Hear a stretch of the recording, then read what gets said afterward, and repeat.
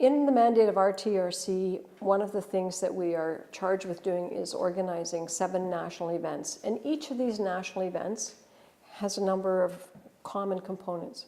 It is a forum for creating an opportunity for a representative number of former residential students, survivors, to share their experiences. And where there is a will for communities to explain their community experience. It is also an opportunity for the parties to the settlement agreement. So those people who were brought to court, the federal government and the 4 national churches in Canada, it's an opportunity for them to play a meaningful role in the national event towards reconciliation. So we will see opportunities for describing what we call expressions of reconciliation.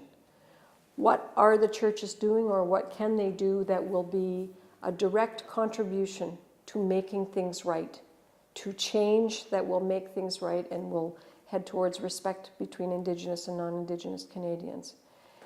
There is also a very, very important opportunity for witnessing, not witnessing in a court sense, but witnessing in an ancient spiritual sense, bearing witness to what is said and what is done, and pledging to take that forward so that it's not forgotten, so that the significance of it can be held and can be preserved for future generations, and taking it as well to describe to other people who will not be in those rooms, who can't be there for that national event.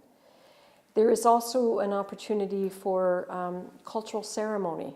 You know, to have a national event, you have to create safe space. And one of the ways that we do that is by honoring and respecting traditional protocols of the area where it is. So in this case, we will be on Haudenosaunee or Mohawk homeland, and so we will be welcomed in traditional Mohawk ways.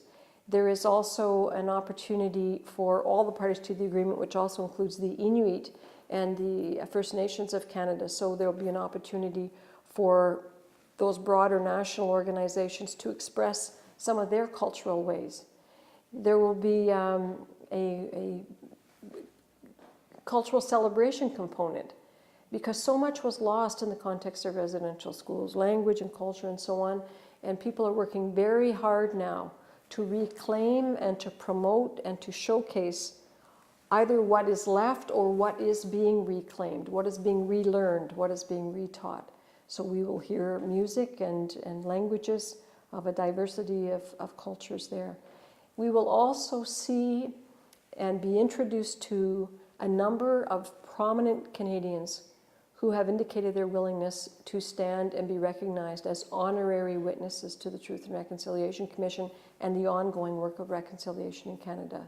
So these very prominent Canadians will be introduced. They will bear witness to what they've seen over the course of the day.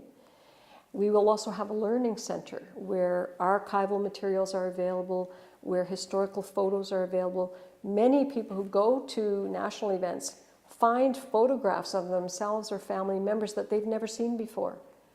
Sometimes it is the churches who hold the only photographs of a particular family member, and these can be extremely emotional moments, especially in cases where a sibling may no longer be with us on this earth, and there suddenly is a photograph of that person as a little child, or a picture of oneself as a little child that one may never have seen before. And there's a great sense as well, I have to say, of 2 other things, and that is reunion. People who went to school together who may not have seen each other for years, finding each other and sometimes struggling to recognize each other as grown-ups now, but also community building. Aboriginal and non-Aboriginal people who are there in big numbers, hopefully in equal numbers, to finally come to know each other in a meaningful way and to have a new understanding of where each other is coming from, to offer pledges of continuing support going forward that hopefully will be their investment in reconciliation for the long term.